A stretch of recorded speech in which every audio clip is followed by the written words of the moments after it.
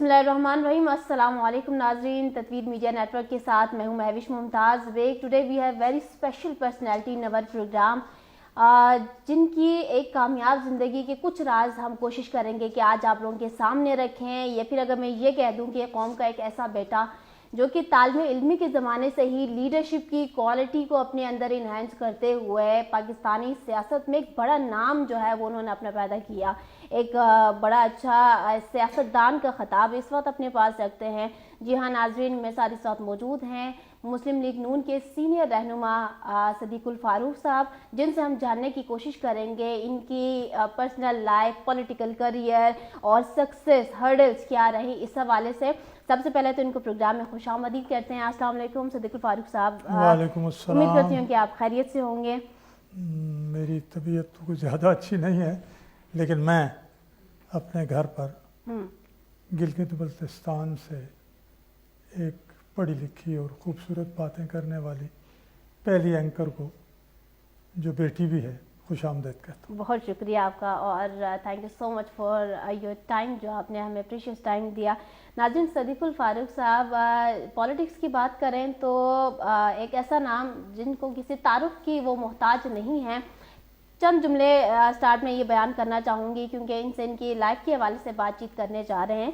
तो 1976 से 78 तक पोस्ट ग्रेजुएट कॉलेज रावलपिंडी में ये स्टूडेंट की जब तालिब इल्मी का एक दौर था, उसमें जो है वो यूनियन स्टूडेंट के सदर भी रहे और वहाँ से ये जो लीडरशिप की क्वालिटी नज़र आई है, इस हवाले से मैं बातचीत करूँगी। उसके बाद सहाफ़त में कदम जमाए और इस अंदाज में कदम रखा कि सहाफ़त क्या चीज़ है, सहाफ़त करते कैसे हैं, ये लोगों को बताया, ये लोगों को सिखाया। साथ ही साथ फिर हमने देखा कि 1993 में मुस्लिम लीग नून में नज़र आए, शमूलियत इख्तियार किया, कैसे गए इसके हवाले से बातचीत करेंगे। साथ ही नून लीग में बतौर प्रेस सेक्रेटरी अपनी जिम्मेदारियां सर अंजाम दी। इसके अलावा मरकज़ी सेक्रेटरी इत्तलात भी रहे और HBFC और ETPB के चेयरमैन के तौर पर भी अपनी जिम्मेदारियां सर अंजाम दी हैं।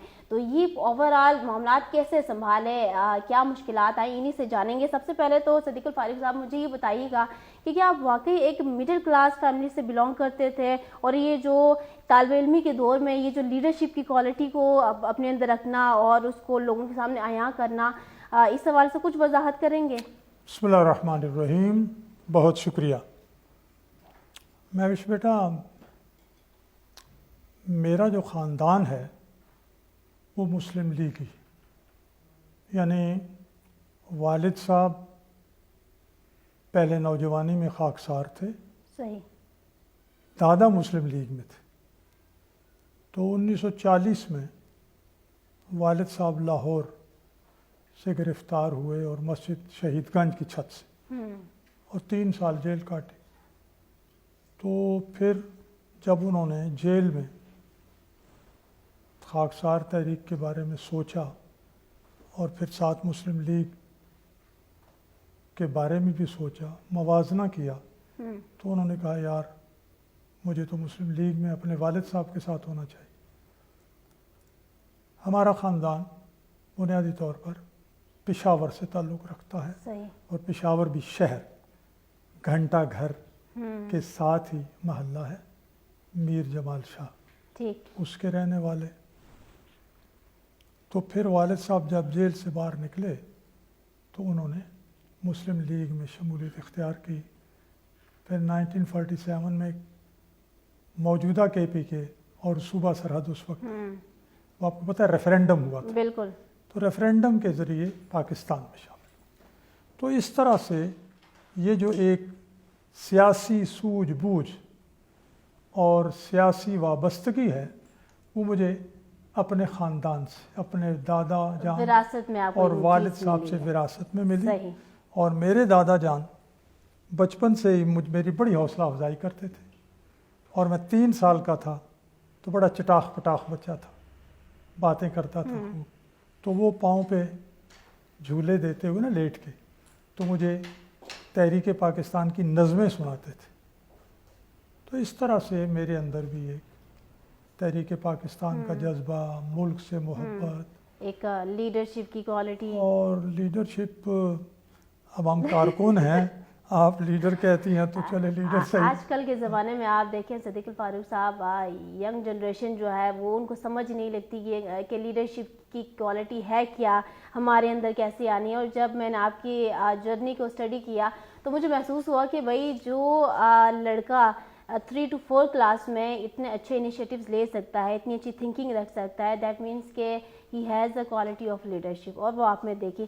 اچھا پھر یہ بتائیے گا، سیاست کا چلے ایک بیک گراؤنڈ رہا، پھر صحافت میں کیسے آنا ہوا؟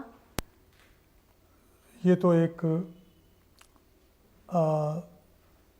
یعنی کوئی پروگرام نہیں تھا اس میں صحافت میں آنے کا. جب میں اسٹوڈنٹ لیڈر تھا، موومنٹ یہاں چلائی 77 میں، اور پھر اس کے بعد اپنے کاروبار سے لگ گیا. یعنی میں پروفیشنل اسٹوڈنٹ لیڈر نہیں رہا. ٹھیک. جب تک میں آن رول رہا تو میں نے اسٹوڈنٹ پالیٹکس کی. جب میں آن رول نہ رہا تو پھر میں نے اپنا کاروبار کیا. کاروبار میں کچھ ہم نے، یا میں نے کہہ لیں، ترکی سے کوئی 2-3 آئٹمز امپورٹ کیے. وہ یہاں پابندی لگ گئی قیمتوں پر. میں نے مہنگی خریدی، یہاں سستی ہو گئی، خاصا نقصان ہو گیا. صحیح. تو پھر میرے سسر صاحب مرحوم نے ایک یعنی مجھے تھوڑا سا نشاندہی کی کہ صدیق الفاروق تم صحافت کیوں نہیں کرتے. تو انہوں نے جو یہ سجیسٹ کیا تو میں نے، ہمارے ایک پروفیسر صاحب ہوتے تھے، ان سے بات کی تو اللہ تعالیٰ انہیں بخشے، وسیق ان کا نام تھا، وسیق صاحب. ٹھیک. وہ مجھے مرحوم مجید نظامی صاحب کے پاس لے گئے اور انہوں نے میرا ٹیسٹ لیا. تو انہوں نے میری تعلیم وغیرہ بتائی سارا. انہوں نے کہا یار بہت لوگ آتے ہیں انہیں آتا جاتا کچھ نہیں، تو میں اس کا ٹیسٹ لے لوں.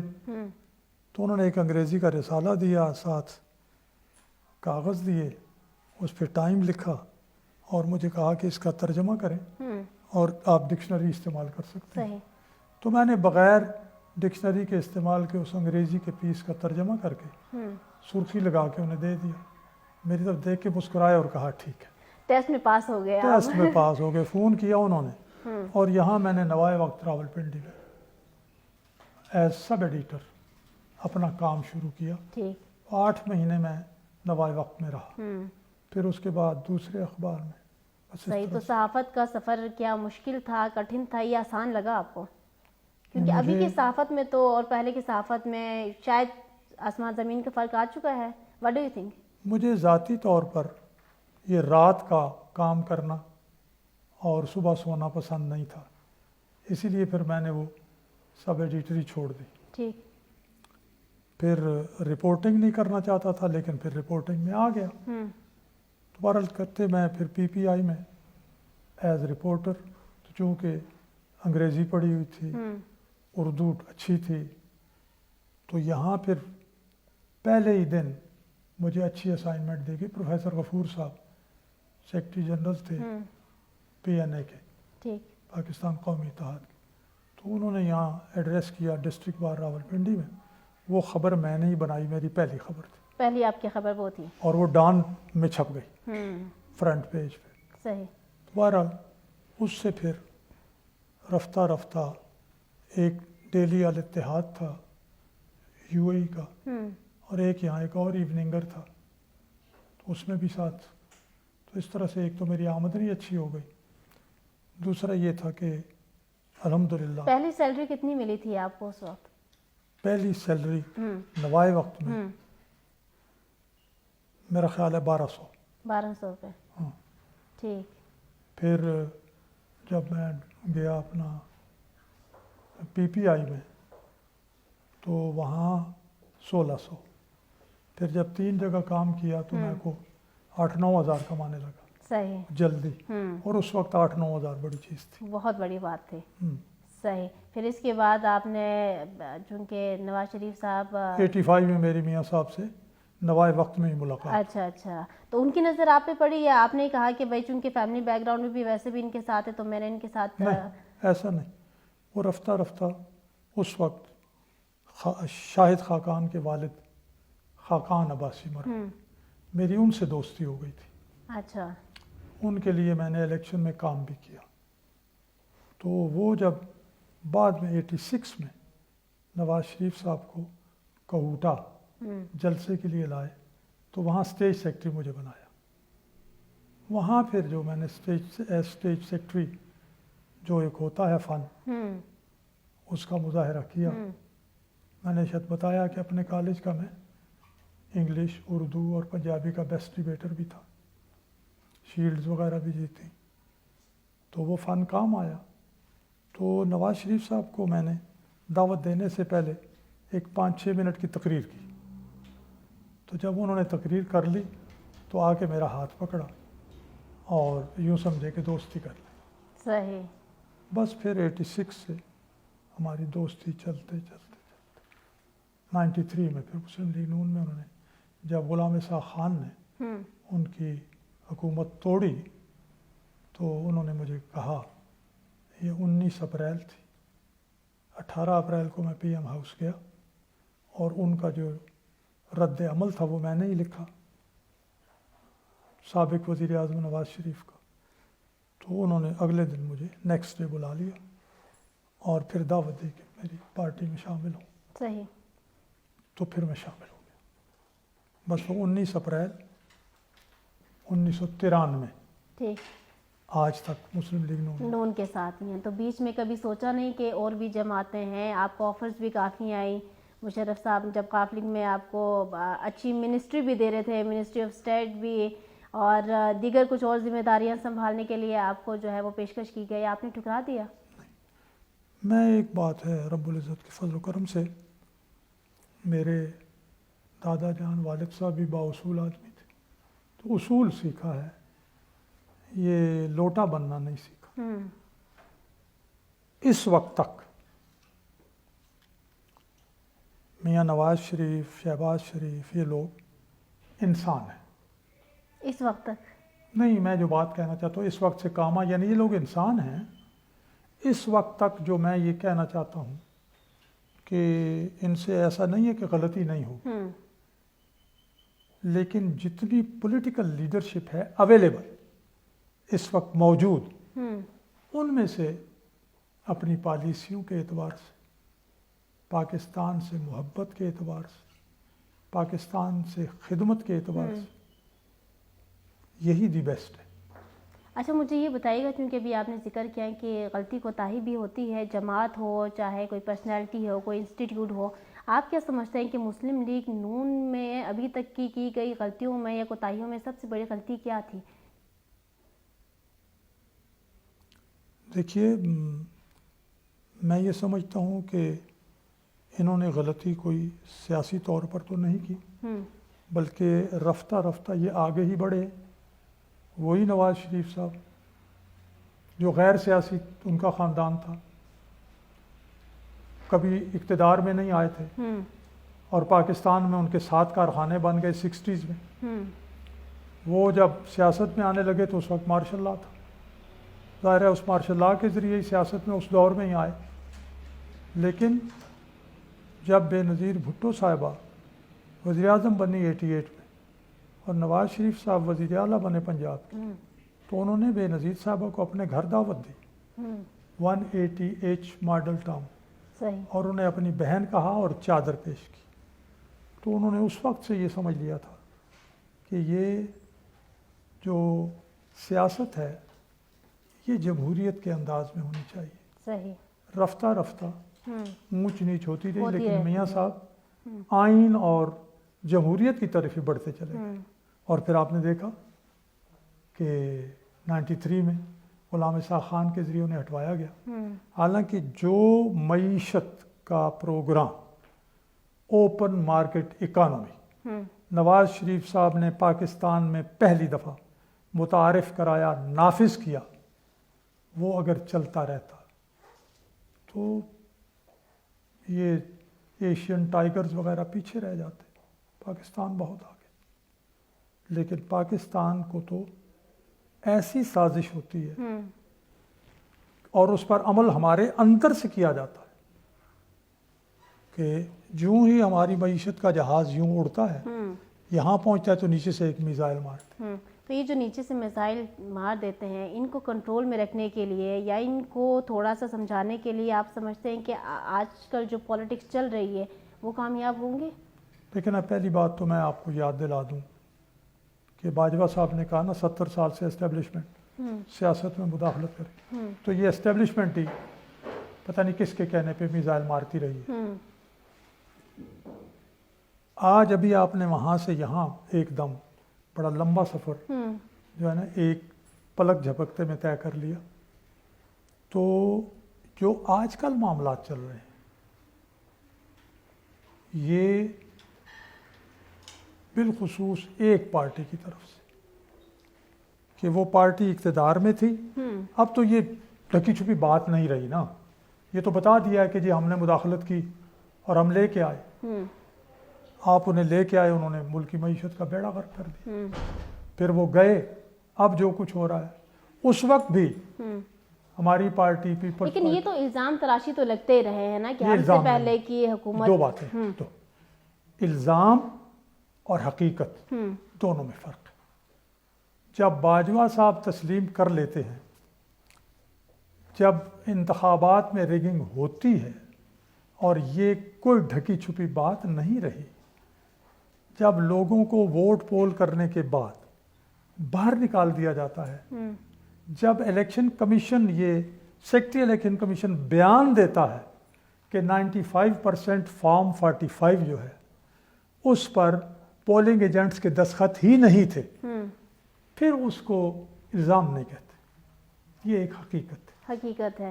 لیکن یہ حقیقت آپ سیاستدان بہت اچھے سے جانتے ہیں، پھر بھی خاموش کیوں بیٹھتے ہیں اس کی؟ میں عرض کرتا ہوں نا کہ ایون آپ کو بھی کتنے عہدوں سے ہٹایا گیا اور جیل جس طریقے سے آپ نے کاٹا اور دیگر الزامات برداشت کیے، حقائق کا علم تو آپ کو بھی تھا کہ پیچھے کون ہے۔ ایک تو اس میں سپیس نہیں دی جاتی سیاستدانوں کو، جب وہ مداخلت کرتے ہیں تو عدلیہ کو بھی قبضہ لیتے ہیں، قبضے میں کر لیتے ہیں، احتسابی اداروں کو بھی قبضے میں، میڈیا بھی قبضے میں، مثبت رپورٹنگ نہیں ہوتی، مثبت رپورٹنگ کریں جی جو بھی ہوا صحیح، تو اس وقت پھر سیاستدان کدھر جائے، زیادہ کرے گا اٹھا کے جیل میں ڈال دیتے ہیں۔ تو میاں نواز شریف نے اور میری پارٹی نے یہ سب بھگتا ہے۔ جو میں کہہ رہا تھا اور جو آپ مجھ سے پوچھنا چاہ رہی تھے کہ اگر کوئی کرنا بھی چاہے تو کرنے نہیں دیا جاتا، کیسے کرے، دیٹ از the question۔ تو اب اس وقت کا سوال یہ ہے، اس وقت جو آپ نے سوال پوچھا ہے کہ اب قوم جاگ گئی ہے، اب ریڈی والا بھی کہتا ہے کہ اسٹیبلشمنٹ نے بربادی کی، تو اس وقت سارے سیاستدانوں کو یہ چاہیے، یہ اس لیے نہیں کہ میں اپنی پارٹی کے لیڈر کی بات کر رہا ہوں، لیکن آپ کو پتا ہے 2013-14 میں دہشت گردی کا کیا حال تھا، سوات میں کیا صورت، بالکل حالات منظر عام پر ہیں، یہاں آ گئے تھے، یہ جو مارگلا ہے یہاں پہنچ گئے، تو اس وقت جب 16 دسمبر 2014 کو پشاور آرمی پبلک اسکول کا سانحہ ہوا تو نواز شریف صاحب نے آل پارٹیز کانفرنس بلائی، اور اسی عمران خان کو جنہوں نے 126 دن کا دھرنا دیا، ان کو بھی بلایا گیا، ان کو بلا کے اپنے دائیں طرف بٹھایا اور ایک اتفاق رائے پیدا کر کے آپریشن، اور I think it's a need of time کہ آج بھی یہی ہونا چاہیے۔ آج بھی جن لوگوں کو پاکستان سے محبت ہے وہ سب مل بیٹھیں اور ایک پروگرام پر متفق ہو جائیں، الیکشن اپنے اپنے پارٹی پلیٹ فارم سے اپنے اپنے جھنڈے کے نیچے لڑیں، یا سیٹ ایڈجسٹمنٹ کر لیں یا مختلف قسم کے الائنسز ایک دو بنا لیں، مینس کہ ٹیبل ٹاک ہونا ضروری ہے، لیکن ملک کو سامنے رکھتے ہوئے پروگرام بنائیں۔ चलें, thank you so much Sadiqul Farooq साहब फॉर योर हाँ। Precious time. और बहुत इंपॉर्टेंट बातें नाज़रीन आज हमने यहाँ डिस्कस की, और it's a need of time कि अब जो है वो पॉलिटिशियंस कह लें या मुल्क की साख को बनाने वाले एक जगह पे बैठ जाए और मुल्क के खातिर, अगर तो मुल्क से मोहब्बत है और मुल्क के खातिर जीना मरना है तो फिर मुल्क के लिए काम करें। अभी सदीकुल फारूक साहब ने भी लास्ट मैसेज यही दिया, and I also want to say that everything is possible, nothing is impossible, just the word impossible is impossible, otherwise everything is possible. So just believe in yourself. इंशाल्लाह next programme में दोबारा मुलाकात होती है, तब तक के लिए अल्लाह हाफिज़। तालीम से दूरी की अंदरूनी वजूहात से लेकर आला तालीम के हुसूल तक, घर की चार दीवारी से लेकर दुनिया के बदलते हालात तक, अवामी मसाइल से लेकर दुनिया के खूबसूरत सयाहती मकामात तक, अंधेर नगरी से लेकर इंसाफ की फराहमी तक, हर खबर से बाखबर रहने के लिए देखते रहिए तत्वीर मीडिया। हम बनेंगे आपकी आवाज।